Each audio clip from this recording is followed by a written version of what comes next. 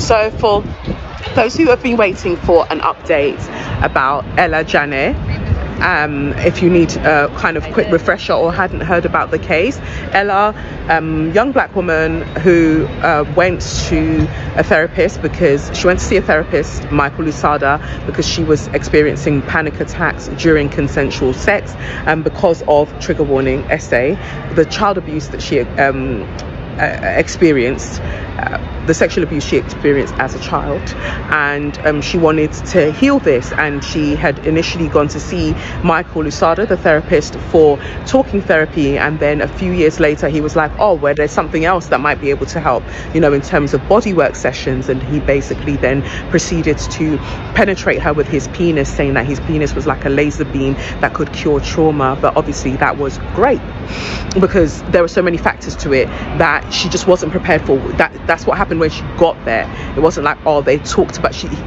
having a bodywork session. She didn't think that the bodywork session would involve his penis. So it's like it just, you know, it just kind of snowballed into something else, basically. And for 8 years, this woman has been seeking justice. For 8 years, the Crown Prosecution Service threw it out because they basically claimed that there wasn't a case there. So it's interesting that as of 10:30 a.m.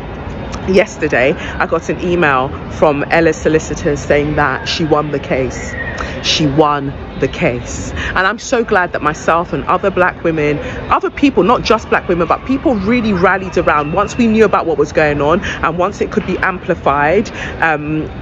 You know, we were able to show up physically for her, show up online as well in various ways, basically, and let this black woman know, let Ella know that she has our support. And we should be able to do this every time. That doesn't mean that these kind of things should happen to us every time, but we should be able to show up, you know. And so that means that she's, from what I understand, she gets awarded £200,000.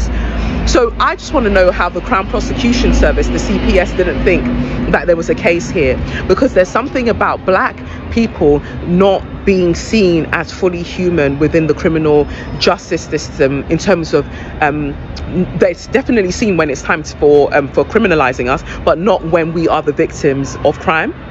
So yeah, I'm really happy for Ella, super chuffed to have been able to amplify, super proud of everybody that supported and rallied around Ella. Big up her solicitor, but also big up her barrister, because I think it's Nina, she went through so much nonsense with that judge. I'm even surprised that he ruled the way that he did on everything.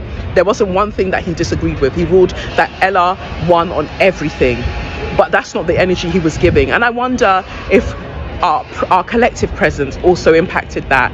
Who knows? But the fact is, we got the result that Ella needed. It doesn't take away the pain, but at least she could speak her truth, and we could be there in supporting her to speak her truth. So I'm just, yeah, I'm really happy about that. As for Michael Lusada, the therapist that did this, I also want to know what these regulating bodies are going to do about him, because they stayed awfully quiet throughout this whole thing. So I hope he gets struck off every register. And that woman, Ruby, whatever she calls herself, that says she's a sexual healer or whatever she claims to be, I want Michael Lusada to rot, and I want her to rot, because she was the same person that when she saw Ella physically, that's when she said suddenly she couldn't believe that Ella could be a victim. So somehow black women can't be victims. Rot. But for Michael, I want to know, Michael Lusada, I want to know that the bodies that govern therapy and whatever bodywork stuff that he's doing, he says it's somatic healing, something needs to be done, because it can't just be a free-for-all out here. So yeah, I just wanted to share that sometimes when we come together, when we truly acknowledge each other, wonderful things can happen.